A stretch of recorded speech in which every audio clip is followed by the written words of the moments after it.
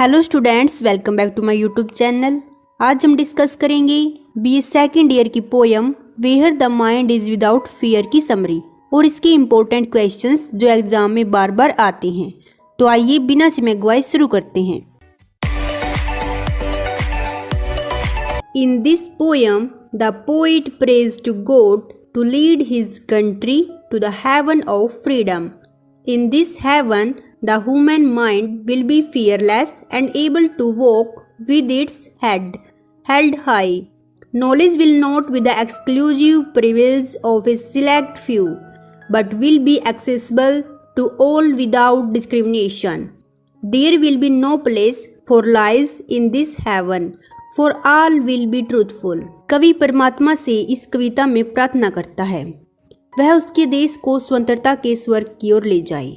इस स्वर्ग में मानव मन निडर हो और अपना सिर ऊंचा उठाकर चलने के योग्य हो। इसमें ज्ञान कुछ गिने चुने लोगों का ही विशेषाधिकार न हो, बल्कि सभी को बिना किसी भेदभाव के ज्ञान प्राप्त हो।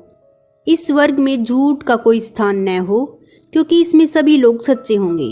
According to the poet, India needs a future where all citizens are hard workers.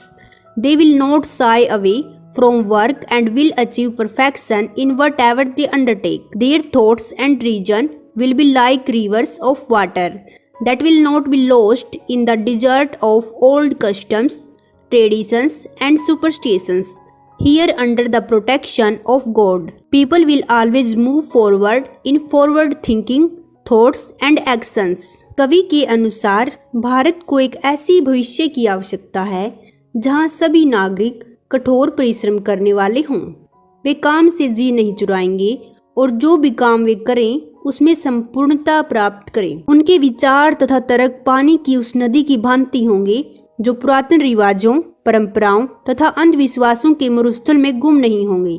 यहाँ परमात्मा के संरक्षण में लोग सदैव आगे बढ़ने वाले विचारों और क्रियाओं में और आगे बढ़े।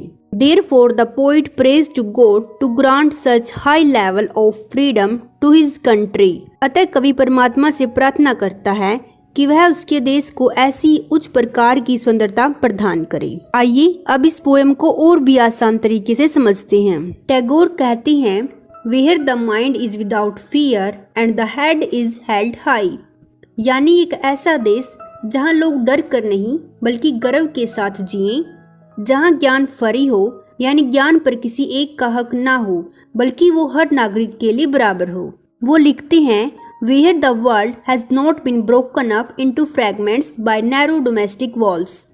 आज हम जात पात, धर्म और भाषा की जिन दीवारों में बटे हुए हैं, टैगोर चाहते थे कि ये दीवारें टूट जाएं और इंसानियत एक हो।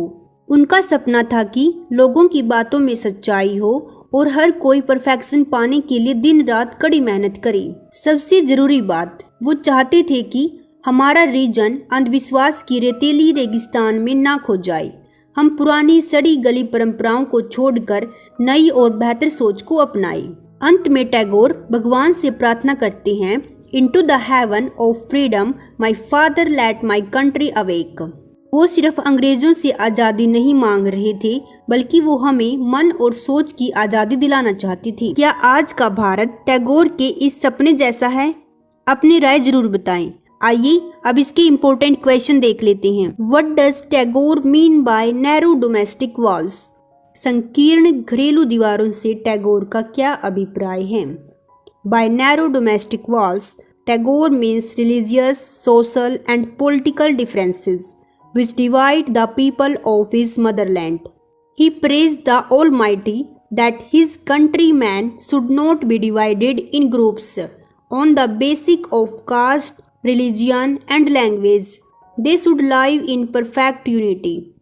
संकीर्ण घरेलू दीवारों से टैगोर का अभिप्राय धर्म, सामाजिक एवं राजनीतिक भेदभाव से है, जो कि उसके देश के लोगों को विभाजित कर देते हैं। वह परमात्मा से प्रार्थना करता है कि उसके देशवासी जाति, धर्म एवं भाषा के आधार पर समूहों में विभक्त ना हो। उन्हें पूर्ण एकता भाव से रहना चाहिए।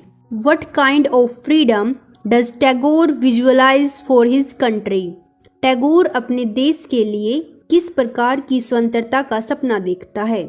Tagore prays to God to lead his country into a heaven of freedom.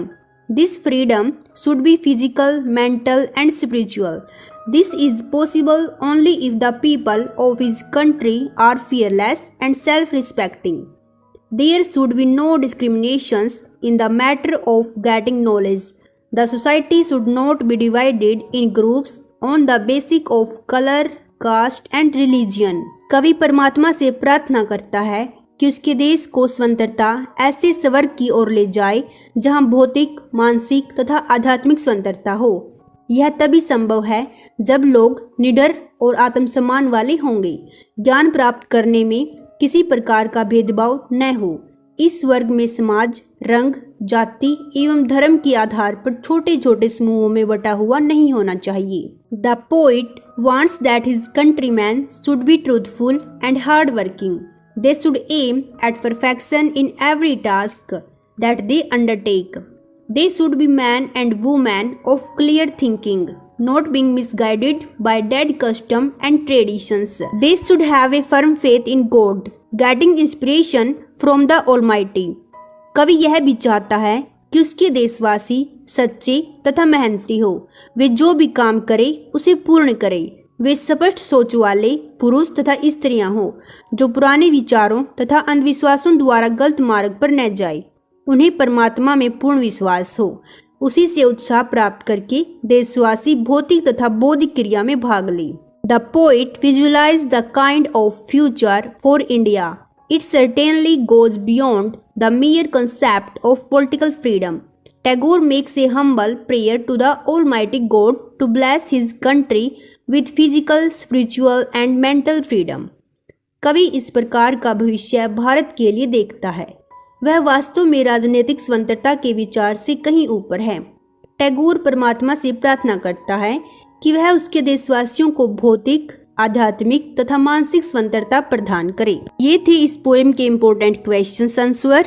अगर आपको ये वीडियो पसंद आई हो तो वीडियो को लाइक करें और चैनल को सब्सक्राइब करना न भूलें।